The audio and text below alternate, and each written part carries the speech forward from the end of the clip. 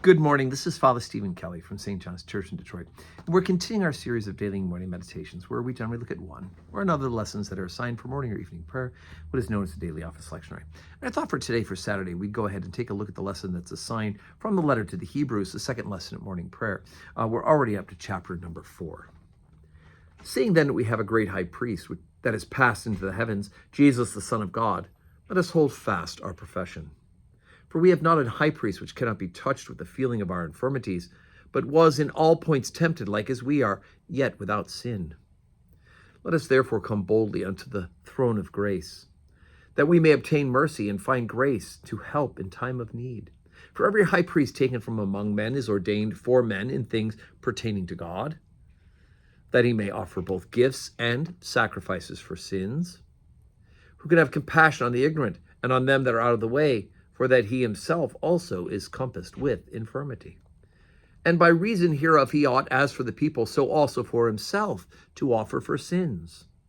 And no man taketh this honor unto himself, but he that is called of God, as was Aaron. So also Christ glorified not himself to be made an high priest, but he that said unto him, Thou art my son, today have I begotten thee. As he saith also in another place, Thou art a priest forever after the order of Melchizedek, who in the days of his flesh, when he had offered up prayers and supplications with strong crying and tears unto him that was able to save him from death, and was heard in that he was feared. Though he were a son, yet learned he obedience by the things which he suffered.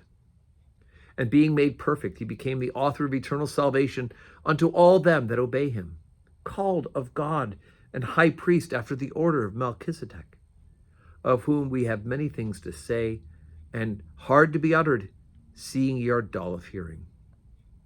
For the time ye ought to be teachers, ye have need that one teach you again, which be the first principles of the oracles of God, and are become such as have need of milk, and not of strong meat. For everyone that useth milk is unskillful in the word of righteousness, for he is a babe. But strong meat belongeth to them that are of full age, even those who by reason of use have their senses exercised to discern both good and evil.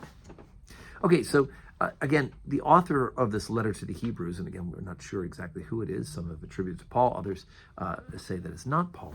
But either way, he's laying down for the people of the original covenant who are either have recently come to know Jesus, or, well, he's of course hoping that will come to know Jesus Christ as the fulfillment of that original covenant. He is trying to point out to them that Jesus is in fact the one sufficient sacrifice once offered for the sins of the world. And so he sets up a reminder to them that this is what is done in temple worship, that in the synagogue, in the Temple Mount, there are sacrifices that are made for sin. We hear this in the book of Leviticus, the book of Exodus, etc., etc. The different various sacrifices that had to be offered. But of course, when he offers, the high priest in the temple offers for the sins of the world, for the individuals of the world, he also is offering for his own sins as well, because he understands that these sins are universal and he's included in them. But Jesus Christ could be the one perfect sufficient sacrifice for sin because he's human in every way except for sin, right? He's God. He's the second person of the Holy Trinity. So he can be tempted, but because he is God, he cannot sin. So there is no sin in Jesus Christ. And so it is that this sufficient sacrifice, the sacrifice that he makes, is not of animals, a stand-in for the sins of the human beings, but the sacrifice is his own self. He gives himself on the altar of the cross, and it is on the hardwood of the cross that he pays the price for those sins, of which he has none whatsoever. It is freely offered, freely given for you and for me, brothers and sisters in Christ. So that's what the author is trying to get here. So anyway, great theology, of course, and worthy of our reading again and again until it soaks into our brains. So today is Saturday.